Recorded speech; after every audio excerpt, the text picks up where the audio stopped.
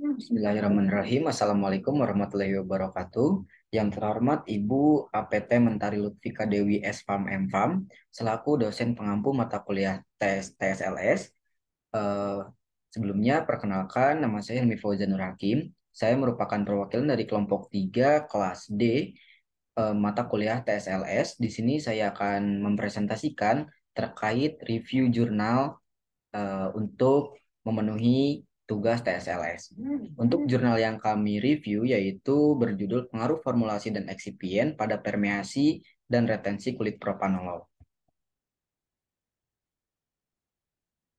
Nah, ini adalah anggota dari kelompok 3 kelas D. Kemudian ini adalah jurnal yang kami pakai.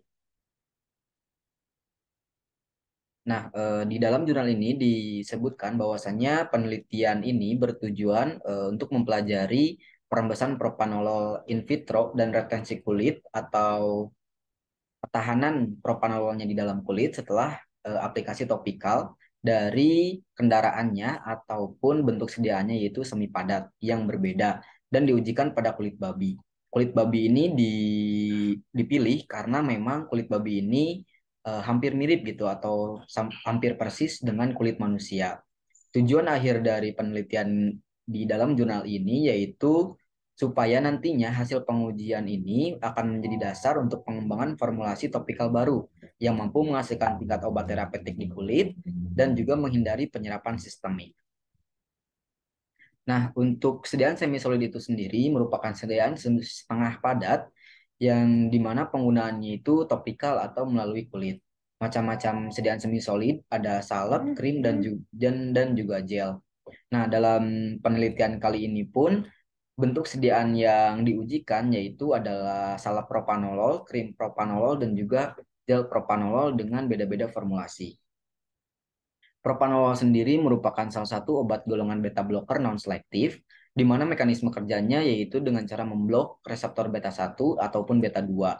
Nah, propanolol ini tuh berguna untuk mengobati hemangioma infantil atau IH, di mana IH ini merupakan tumor jinak masa kanak-kanak yang paling umum terjadi itu hingga 10% bayi. Jadi memang si IH ini tuh sering ditemui atau sering dijumpai itu pada anak-anak itu umumnya adalah bayi. Nah, untuk formulanya sendiri di dalam penelitian ini tuh ada 5 formula dalam 3 bentuk sediaan. Yang pertama ada 2 formula salep, 2 formula krim, dan 1 formula gel. Untuk salep dan krim ini tuh sebenarnya diambil dari studi klinis di mana pernah diujikan secara klinis. Namun untuk gel ini tidak pernah diuji klinis gitu, nah, melainkan secara in vivo. Ini untuk komposisi dari formula yang digunakan, di mana untuk salep yang pertama itu hanya petroleum putih sebagai basisnya. Dan salep kedua ini sama petroleum putih untuk basisnya, namun ada penambahan parafin cair dan juga cetosteril alkohol. Nah, salep ini memang dasarnya itu hidrokarbon dan sangat berlemak gitu, dasar lemak. Untuk krim sendiri ada dua, ada krim satu dan krim 2. Untuk perbedaan dari krim satu dan krim 2 ini, di mana di dalam krim satu ini tuh fase minyaknya yaitu minyak zaitun. Sedangkan pada krim 2 itu gliseril manolat. Nah, krim satu dan krim 2 ini tuh tipenya sama, yaitu tipe krim lipofilik ataupun krim dengan tipe air di dalam minyak. Dan untuk gel sendiri ini tuh menggunakan basis Poloxamer 407. Nah, kemudian dilakukanlah eksperimen terhadap kulit babi dan di tabel 2 ini merupakan perembesan dari propanolol setelah diujikan kepada kulit babi. Di sini menunjukkan bahwasannya untuk yang paling penyerapannya itu paling banyak atau yang perembesannya itu paling banyak yaitu yang pertama gel. Yang pertama gel, kemudian yang kedua ini tuh ada formula dari krim satu, selanjutnya krim 2. Nah, untuk salep satu dan salep 2 ini memang sangat kecil sekali gitu perembesannya. Nah, ini juga diujikan ke kulit utuh dan juga kulit terkelupas sebagian. Nah, ini dari grafik sangat terlihat sekali di mana yang paling atas ini merupakan dari gel di mana sangat sangat sangat tinggi gitu konsentrasi propanololnya setelah diaplikasikan gitu paling cepat untuk merembes atau meresap ke dalam kulit diikuti dengan krim satu, krim 2, kemudian salep. Yang salep ini kenapa sangat sedikit gitu yang merembes ke dalam kulit? Ini diduga bahwasanya propanololnya ini tuh tidak larut sempurna gitu di dalam basis salepnya.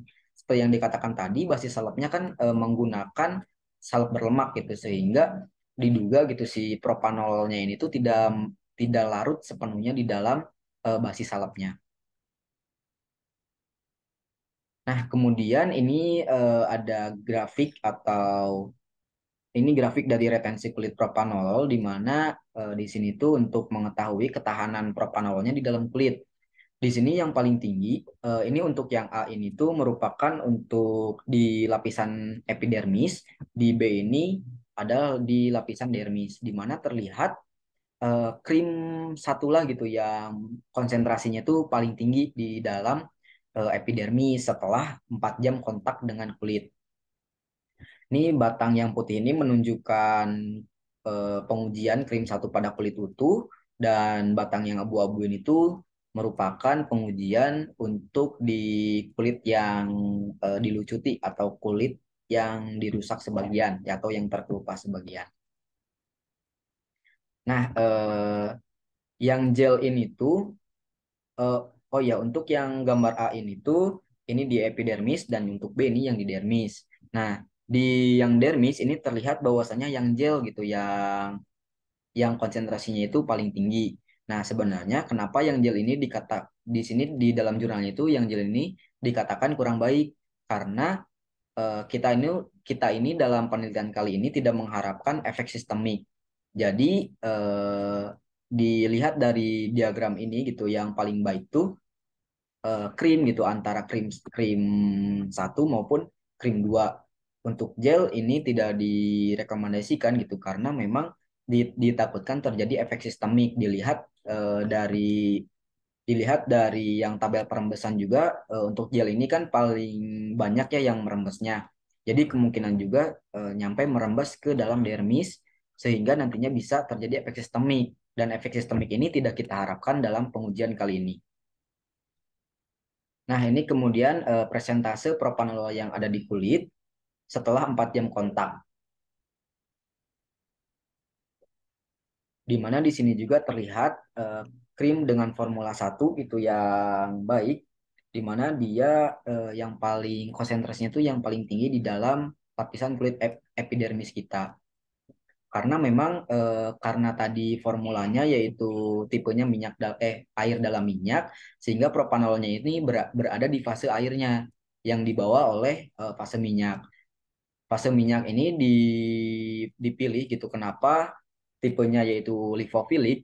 Karena kita membutuhkan supaya si sediaan ini tuh kontak lama dengan kulit kita. Nah, nantinya propanol ini akan keluar dari fase airnya, kemudian akan meresap ke kulit. Nah, jadi secara keseluruhan hasil yang diperoleh dalam penelitian ini tuh nantinya akan menjadi dasar untuk pengembangan formulasi topikal baru yang mengandung propanolol dengan kinerja yang lebih baik dan penyerapan sistemik yang berkurang. Formulasi semi padat pada permukaan kulit dengan performa terbaik. Nah, ini untuk parameter dikatakan sediaannya itu performanya baik itu dia itu retensinya tinggi tapi penetrasi kulitnya rendah. Maksud dari retensi tinggi ini adalah propanololnya itu di dalam kulitnya itu ketahanannya lama gitu. Dan sedangkan untuk penetrasi rendah ini karena memang tadi kita tidak mengharapkan untuk efek sistemik, makanya kita tidak mengharapkan penetrasinya itu sampai ke dalam lapisan kulit yang paling dalam gitu. Nah, dari data-data yang tadi diperolehlah gitu bahwasannya formulasi krim lipopilik, khususnya krim lipopilik ini tuh yang mengandung minyak zaitun. Karena di formula satu yang menggunakan minyak zaitun itu tuh karena memang si minyak zaitun ini lebih lipofil gitu daripada gliseril manoleat, di mana gliseril manoleat ini digunakan dalam krim dengan formulasi yang kedua atau krim 2. Nah, karena kurang lipofil makanya mengurangi retensi kulitnya. Seperti itu. Jadi yang di sini yang paling baik itu merupakan yang livofil, khususnya dari krim, sediaan krim dengan minyak zaitun. Nah, untuk formulasi hidrofilik sendiri, yang itu yang kita gunakan adalah gel. Ini tuh menghadirkan masalah penyerapan yang signifikan, yang nantinya mungkin menyebabkan efek samping sistemik disertai dengan retensi kulit yang terbatas. Untuk yang gel sendiri ini karena tadi dia merembesnya banyak gitu dan juga ketahanan di dalam kulit epidermisnya itu sedikit, malah lebih banyak yang merembes sampai ke dermis. Karena ditakutkan menyebabkan efek sistemik, makanya kurang baik gitu. Itu saja mungkin jadi kesimpulan akhirnya dari penelitian ini yaitu yang paling baik yaitu yang formula krim satu dengan fase minyaknya itu minyak zaitun. Dengan fase minyaknya itu minyak zaitun. Itu saja mungkin yang dapat saya sampaikan terkait review jurnal pada kali ini. Semoga bermanfaat bagi teman-teman semua. Terima kasih. Assalamualaikum warahmatullahi wabarakatuh.